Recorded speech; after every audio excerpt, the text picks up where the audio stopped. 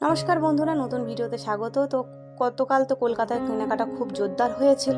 তো আজ দেখো একদম সকালবেলায় বাপি চলে গিয়েছিল ফতেপুর বাজারে। আর বাজার থেকে একদম শীতের টাটকা টাটকা সবজি নিয়ে চলে এসেছে, কারণ বাড়িতে আজকে ভাইও আছে আর ননদও আছে। তো আজকে দুপুরের খাওয়া দাওয়া জমজমাটির সাথেই হবে আর কি। জানো তো, যখনই ভাই দি ভাই আসে বাড়িটা যেন হয়ে করে ভরে ওঠে, কারণ অনেকগুলো মেম্বার হয়ে যায়।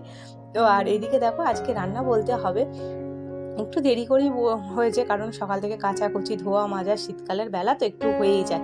তো এইদিকে আমি রান্না চাপিয়ে দিয়েছি, টিফিন খাওয়া হয়ে গেছে। আর রান্না কি হবে, তো বাপি আজকে শীষ পালক নিয়ে এসে, আর এই শীতকাল মানে তো শুধু পালং শাক খেয়ে খেয়েই আমরা যেন বিরক্তিকর এসে যাচ্ছে। আর ওয়েদারটাও বেশ একদম মানে গরমের মতো, রোদটা পড়ে গেছে, বেশ ভালো লাগছে জানো তো। আর রান্নাঘরে এখানটা এত সুন্দর গায়ে রোদ পড়ে, কি বলবে, কি ভালো লাগে সকালবেলাটা।